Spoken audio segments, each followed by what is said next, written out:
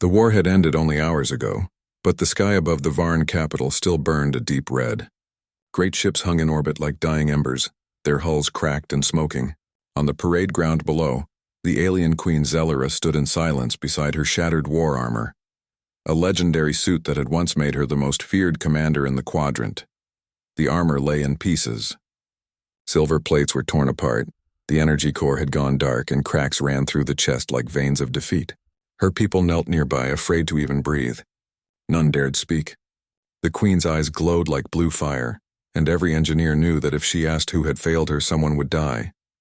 No one in the Dominion had ever seen Zellara lose a battle before. She had ruled through strength and strength alone. Now, stripped of her armor, she felt the weight of shame pressing heavier than gravity. She ordered the wreckage moved to the royal hangar, then dismissed her soldiers with a cold wave of her hand.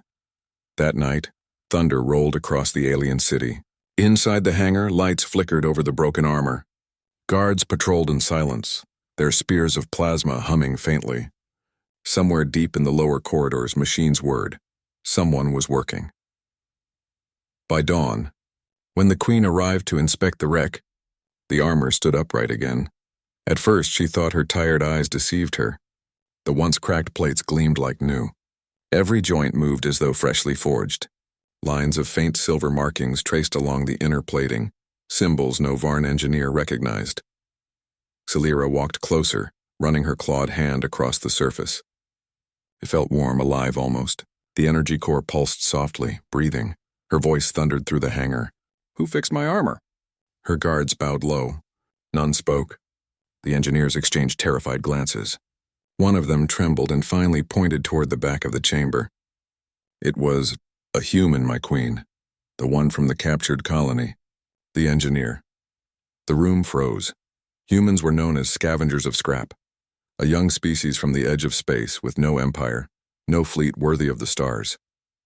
Their worlds had fallen easily to the Dominion's power. For a human to touch the Queen's sacred armor was unthinkable. Zellara's gaze turned sharp. "Bring him." Moments later, heavy doors opened. Two guards marched forward, dragging a man in a torn gray uniform. His hair was dark, streaked with soot, and his hands were stained with metallic dust. Despite his bruises, his eyes were calm, clear and steady like water after a storm. The guards threw him to his knees. "You dare touch royal armor?" the Queen demanded. Her voice echoed like thunder over steel. The human looked up at her, unflinching. "It was broken," he said.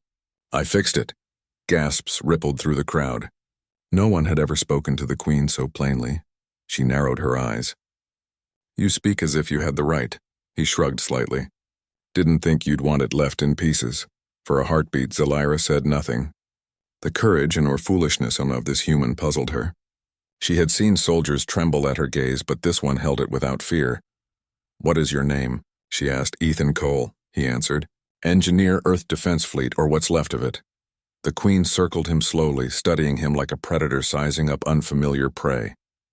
"You are from the Resistance world that defied me for 6 months." "Yes," he replied. "Until your fleet turned our sky to ash. You survived." "I'm good at fixing things." The guards tensed, ready for her to strike him down, but instead the Queen turned toward her restored armor. "How did you do this?" Ethan glanced at the armor, then back to her.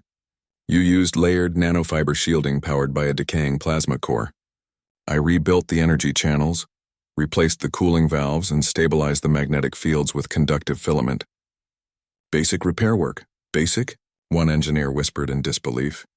"That core has been dead for weeks." Ethan ignored them. "You had fractures in the resonance shell. I patched them with a lattice made from your own hull scrap, adjusted at the atomic level. It's stronger now." The Queen's eyes glowed brighter. She turned to her chief engineer. "Is this true?" The alien swallowed hard. "Yes, Majesty. The readings are impossible. The suit functions at 120% capacity." Murmurs filled the hall. The Queen raised her hand, silencing everyone. Why would a human repair the weapon of his conqueror? Ethan met her stare. "Because leaving something broken offends me." She tilted her head, studying him again. There was no arrogance in his voice, no false pride, only calm certainty. It was not the answer she expected. "You will remain under guard," she declared, "until I decide what to do with you." As the soldiers dragged him away, Ethan spoke over his shoulder. "You should test the left shoulder actuator before battle. It was unstable when I found it." The Queen frowned, confused.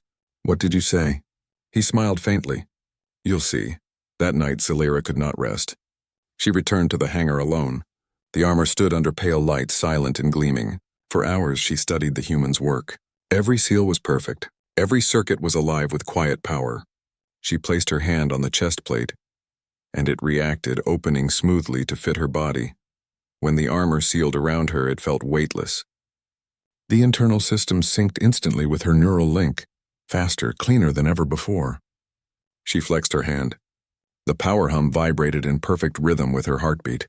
She took a step, and the suit moved as if it were part of her flesh. A low sound escaped her throat, half astonishment, half wonder. She activated the thrusters. They responded instantly, smoother than they ever had. She looked toward the human's cell through the glass corridor beyond the hangar. He was sitting calmly inside, sketching designs on the floor with a shard of wire. Celera deactivated the armor and stared at it once more. How could a human, a species barely out of its atmosphere, do what her most skilled engineers could not? In the morning council, her advisors gathered to discuss the matter. Most demanded the human be executed for touching royal property. Others feared his mind. If he could fix the Queen's armor, what else could he change? But the Queen remained silent through the arguments. Finally, she raised her hand. "Keep him alive," she ordered. "For now," the council murmured in confusion. She stood and walked toward the balcony overlooking the capital. Storm clouds rolled across the horizon. "There is more to this human than we understand," she said softly, "and I intend to find out what." Later, in her private chambers, she replayed the battle footage from the day before. She watched herself fall, armor torn apart, flames consuming the sky. And then the human's name appeared in the repair logs: Ethan Cole, authorization, none. Time of repair, 1 hour before dawn. She leaned back in her chair, tapping her clawed fingers against the armrest. 1 hour, she whispered. He rebuilt what my empire could not. In 1 hour. A strange feeling settled in her chest. Not anger, not fear, something closer to curiosity. When the guards brought Ethan food that evening, she went down herself. The soldiers stood aside as the Queen entered the dim cell. Ethan looked up from his makeshift sketches. "Couldn't sleep?" he asked quietly. She ignored the tone. "You used markings inside the armor, symbols, explain them." "They're human," he said. "Mathematical sequences. They stabilize the flow. You could call them equations. I thought humans fought with swords and bullets." "Some of us build," Ethan replied. "That's how we survive." For a long moment, neither spoke. Only the hum of the distant hangar engines filled the silence. Finally, the Queen turned to leave. "You will report to me tomorrow," she said. "I want to see what else humans can fix." As she walked away, Ethan leaned back against the wall, smiling faintly to himself. Outside, the alien city glowed under the stormy sky, lightning dancing over its towers. In the heart of the palace, a queen known for her iron will had found something she could neither command nor destroy. A simple human who fixed what was broken, and somewhere deep within her, a spark of respect and unease began to grow. Morning light spilled through the tall crystal windows of the Dominion Palace. The sky above the alien city shimmered in pale gold, but the atmosphere inside the throne hall was heavy. Rows of ministers, soldiers, and engineers stood waiting as Queen Zelira entered in her repaired war armor. The metallic plates glowed faintly with new energy, the result of one human's impossible skill. Everyone bowed low, careful not to raise their eyes until she spoke. Her armor's steps echoed like thunder. The power it radiated made even the air tremble. Yet in her mind, questions remained. How could a prisoner from a defeated species fix technology older than her own empire? She turned her sharp gaze toward the side doors. "Bring the human."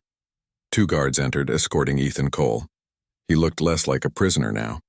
His hands were still rough from work, his hair messy, but his calm expression unsettled the aliens. Most humans begged or cursed. This one only looked thoughtful. "Ethan Cole," the Queen said, her voice firm but curious. "You repaired what no Varn engineer could. Explain how." Ethan bowed slightly. "I didn't repair it, Majesty. I corrected the mistakes your engineers didn't see." A wave of gasps moved through the hall. One general snarled, "Insolent creature! You dare insult—" "Plink," the Queen ordered. The chamber fell quiet again. She folded her arms. "Then explain these." "Corrections."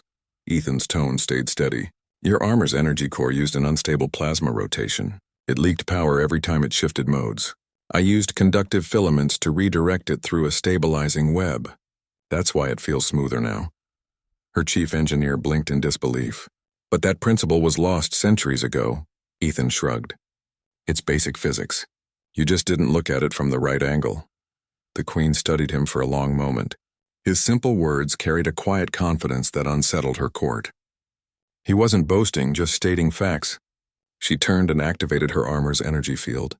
The entire hall glowed as the armor's core pulsed brighter, stronger than ever before. "Impressive," she said at last. "Perhaps humans are not as primitive as we thought." Ethan smiled faintly. "We're not as loud as others. Doesn't mean we're weak." That line echoed through the chamber. Zalira tilted her head. "Then you will serve the Dominion," she declared. "As chief engineer to my war division, you'll rebuild our armor and ships with this human logic." "I'll need tools," he replied, unfazed. Her lips curved in the faintest smirk. "You'll have them. But understand, human, if you deceive me, there will be nowhere in this galaxy to hide." "I understand," Ethan said. "I've been hunted before." Days turned into weeks. The Queen watched from her throne balcony as the human worked in the lower hangars. The once silent chamber now buzzed with life. Sparks flew as machines were reborn under his guidance. Where the Varn engineers used massive energy for simple repairs, Ethan used precision. He moved with patience, his hands steady, his eyes always calm. When the Queen visited unannounced, she saw him teaching her engineers how to reroute energy lines with minimal loss. "Metal listens to logic," he told them, not to pride. At first, the Varn technicians resisted. Taking orders from a human insulted their honor, but soon even the proudest of them couldn't deny the results. Weapons fired cleaner, shields lasted longer, and damaged ships repaired in half the time. The Queen began to notice a change in her people, curiosity replacing arrogance. She found herself spending more time in the hangar, asking questions she never thought she'd ask a human. One evening, she approached him as he examined a damaged cruiser engine. "Why do you help us?" she asked quietly. "You owe this empire nothing." Ethan wiped his hands on a cloth and looked at her. "Because something bigger than either of us is coming," he said. "Your war with Earth was just a symptom. There's a threat out there that doesn't care who wins," she frowned. "A threat?" He nodded slowly. "The Scourge. Machines that consume entire systems. We fought them once on the outer colonies before your fleet arrived. They're moving toward this sector." The Queen's eyes narrowed. "You lie. My intelligence reports—" "Your intelligence hasn't been to the outer rim lately," Ethan interrupted gently. "They'll reach your borders within a year." For a long time she said nothing. Then she stepped closer. "If you are right, human, then everything I built could burn. Not if you learn from your enemies," he said. "You're strong, Queen Zalira. But your empire fights like it always has. Big armies, heavy armor, loud guns. The Scourge doesn't fight that way. They learn. They adapt." He paused, meeting her gaze. "I can help you prepare. But you'll have to trust me." Her jaw tightened. Trust was not a word often used in the Dominion. But deep down she knew he spoke truth. She had seen the look of men who lie. His eyes held something else, certainty mixed with quiet warning. "Very well," she said. "You will design new defenses. But if you deceive me—" "I know," Ethan said softly. "You'll kill me." To her surprise, he smiled afterward, not in fear, but understanding. That strange calm unnerved her more than any threat. Weeks passed again. Under Ethan's guidance, the Dominion's ships gained new life. Armor plating became lighter but tougher, powered by hybrid reactors mixing human and alien design. The engineers whispered that the human was building miracles out of scrap. One night, the Queen entered the lab unnoticed and watched him work. He was assembling a small drone with pieces from 3 different species technology. His hands moved like he was playing an instrument. When he finished, the drone hovered perfectly still, lights glowing in rhythmic patterns. "What does it do?" she asked, stepping forward. Ethan glanced back. "It learns from motion. A prototype of adaptive AI. If one is destroyed, the next remembers why. Memory in machines," she murmured. "That is forbidden in the Dominion." Then your Dominion won't survive, he replied quietly. The Scourge are living memory. To fight them, you'll need the same. She studied him for a long time, her expression unreadable. You risk death for such words. I've already faced it once, Ethan said. When your soldiers came to Earth, her eyes flickered with something close to regret. You fought well, she said. Even I respected that. He smiled faintly. I didn't fight to win, Queen. I fought to delay you, long enough to save the civilians. That's the difference between survival and conquest. That night, when she returned to her chambers, Celira looked at her empire's banner, once a symbol of absolute strength. Now it seemed fragile. A single human had shown her cracks she never saw before. Months later, the first test of Ethan's new hybrid ship came. A fleet of pirate raiders attacked the Dominion's border world, confident they would overpower the weakened defenses. But the moment their ships entered orbit, they faced something new. Small, agile fighters with shields that bent enemy fire, redirecting it like mirrors. From her command tower, the Queen watched the battle unfold. Ethan stood beside her, calm as ever. Your people are learning fast, he said. She nodded slowly. They are adapting. Just as you said, the Raiders' fleet crumbled within minutes. Not one Dominion ship was lost. When the last enemy vessel exploded, the control room erupted in cheers. The Queen looked at Ethan. Your design saved my people. He gave a small nod. Not mine alone. Your engineers did the hard work. You taught them, she said. He looked toward the stars. We taught each other. For the first time, she allowed herself to smile. It was faint but real. Perhaps humans are not conquerors or slaves, she said. Perhaps they are something else. Ethan turned to face her. Allies, he said simply. Her eyes met his, and for a brief moment, the ancient walls of pride between their races cracked just a little. Later that night, alone in the silent palace, the Queen stared at the horizon. Storms rolled across the alien skies. She remembered his warning about the Scourge, machines that consume entire systems. If he was right, the Dominion would need him more than ever. She summoned her council and gave a single order. Expand the Humans' Workshop. Grant him full access to our star archives. The ministers were shocked. Your Majesty, that gives him control over nothing I cannot take back, she interrupted. Do it. When the chamber emptied, she stood at the window again. In the distance, she could see a small light from the hangar where the human worked late into the night. The faint glow reflected in her eyes like a second sunrise. She whispered to herself, Who fixed my armor? Then answered softly, Perhaps he's fixing my empire too.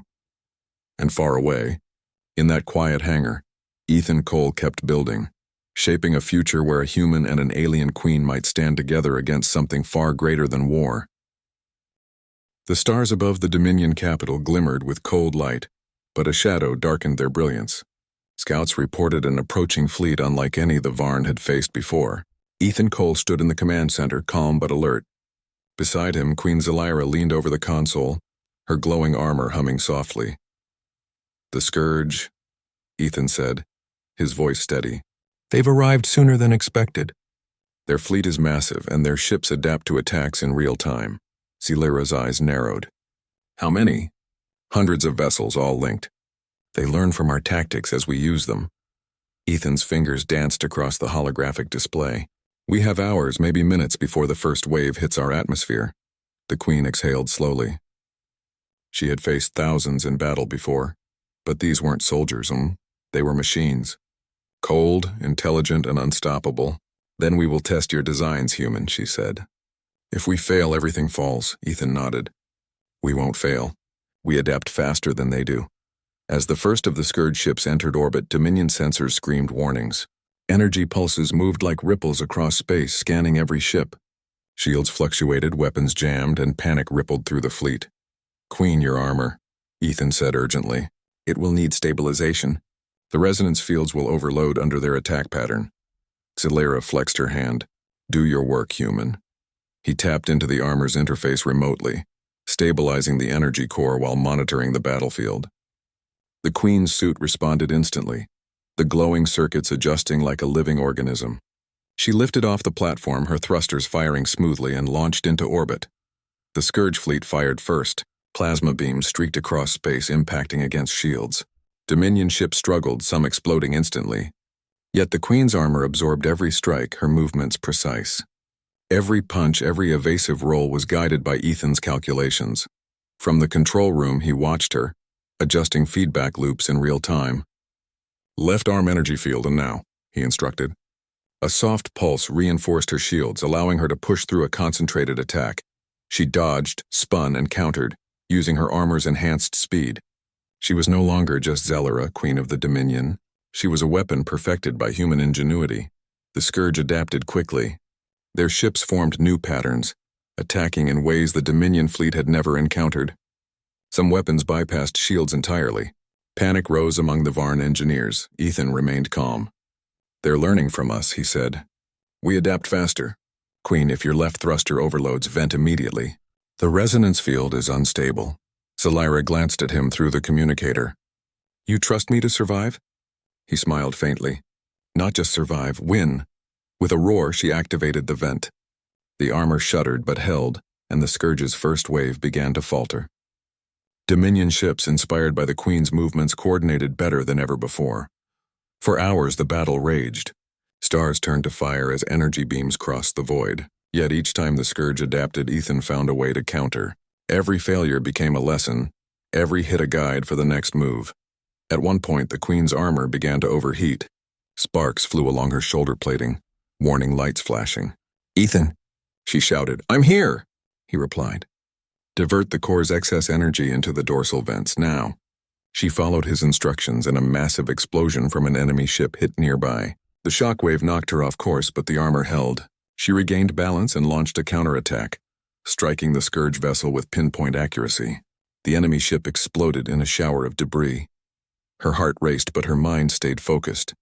Every move was guided by Ethan's calculations, every strategy enhanced by human logic. Suddenly, a larger Scourge ship emerged, a command vessel controlling hundreds of smaller drones. Its energy field pulsed in unpredictable patterns, bypassing all known defenses. Dominion sensors went dark. "Queen, that ship is too powerful for the fleet," Ethan warned. "If it reaches the core, it will destroy everything." Zelira's jaw tightened. "Then I will stop it myself." She fired forward, her armor accelerating beyond known limits. Beams of energy struck the enemy ship, but it adapted instantly. Her attacks deflected harmlessly, and the Queen's armor trembled under the strain. Ethan realized the danger instantly. "Queen, you can't take it alone." "I need to interface directly. Do it," she shouted. In an instant, Ethan's consciousness merged with the armor systems. Energy flowed between human and machine, alien and human technology intertwining. He felt the battle around her, the Scourge fleet, the resistance of her ships, the weakness in the enemy command vessel, and guided her movements with precision no human or alien could achieve alone.